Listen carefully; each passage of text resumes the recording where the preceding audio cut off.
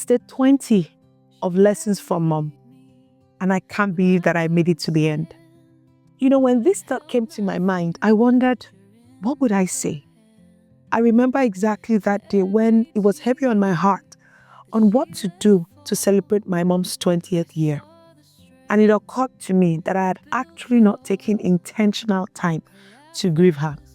Now, what brought this awareness to me was my dad passing 2 years ago.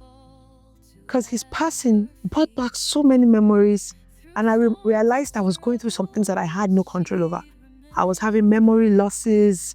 I couldn't remember things. I was stopping and was blanking out, and I didn't know what was happening. About that time, our church announced something called Grief Share.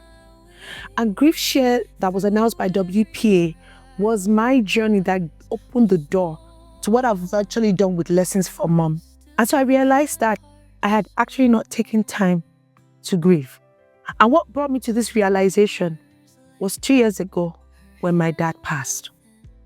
When I came back from a very painful funeral program and running the motions of all the events, I came home to a book and card from Waterloo Pentecostal Assembly, the church that I attend with my family.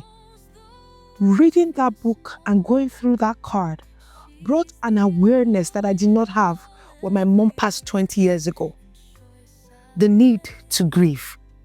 It dawned on me that the forgetfulness that I was having and the blanks that were happening to me were normal, and that I just needed to stop, reflect, and grieve about the exit of my dad.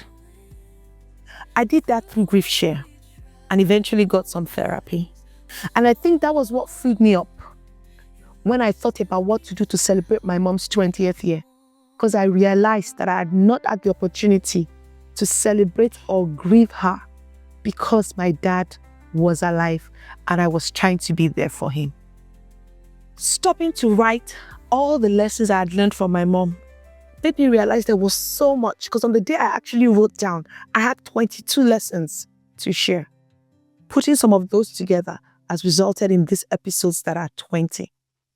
And so I'm grateful that you've walked this journey with me. The journey of hearing our tears and our joys. The opportunity to call her friends and her neighbors to contribute to this experience. That in itself was a lesson. I remember when my editor said to me, do you want to reach out to our friends and hear what they would say about contributing to this project? I was hesitant because it's been 20 years. But it was such a joy that all the people I reached out to were excited to be part of this project, and many of them really encouraged me. Watching their videos and hearing the things they said about my mom has strengthened me. And I suspect that there is a healing that has taken place in me and has freed and liberated me because I had the opportunity of doing these 20 episodes. And just a few days ago, I was reflecting and saying, oh, I'm almost done with the 20 episodes and this will be the end. But just then, an idea sparked in my mind and I realized it's just the beginning. And so what is coming after this? There is a podcast cooking, because we're going to be sharing stories from the continent of Africa about how we view grief, how we grieve or don't grieve, and how we have to start grieving and healing and thriving. Because at the end of the day, we can live longer, we can be well, and we can celebrate the exit of our loved ones after we have mourned and grieved. This is a journey that I did not know where it would take me to, but it seems like we're just at the beginning of the journey. Again, I thank you for joining me these 20 episodes to hear the stories about my mom's resilience and her hard work, about her beauty and her class, about her entrepreneurial spirit, and all of the things that made her unique. I'm grateful that you've been a part of this, and I'm waiting to hear your story about the lessons from your dad or your mom. Thank you.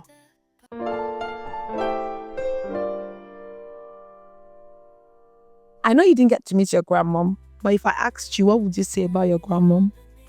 From the stories I heard, she was a really strong woman who's raised some really also strong women and strong men. And I wish I could meet her. I would say I agree, but also a lot of stories she sounded very scary. Not in a bad way, but she did sound like a very strict mother. Well, Ayobe, you're right.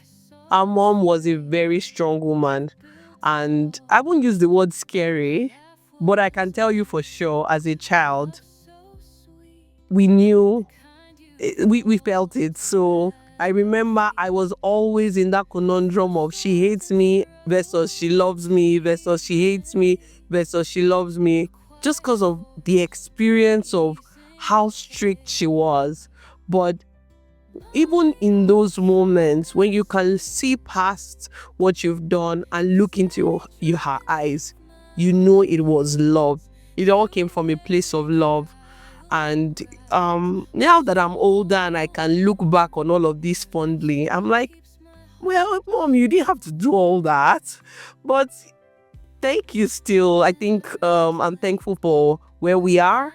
And I can say for sure that a lot of that is because of the discipline that she infused. So thanks, mom. Any other words? So I hope that helps you understand it and it doesn't feel as scary. Yeah. I think I would like to know, would she be the kind of grandparent that all of a sudden became soft and very kind to her grandchildren, or would she continue to be strict to her grandchildren? I wish she would have been here for me to know that. I think she would be nicer. We're awesome kids. And hopefully she teach me some more Yoruba and some more of my culture. It'll be nice. Yeah, I think you would have spoken the language more if she was here. And to your first point, if you look at Grandpa wasn't soft either. He was also very tough with us growing up. But Grandpa was very tough to you guys. You guys were the most angelic angel as far as he was concerned. So I have a feeling that if she was here, she would have spoiled you rotten. And that would have been frying her like, how? Like, what changed?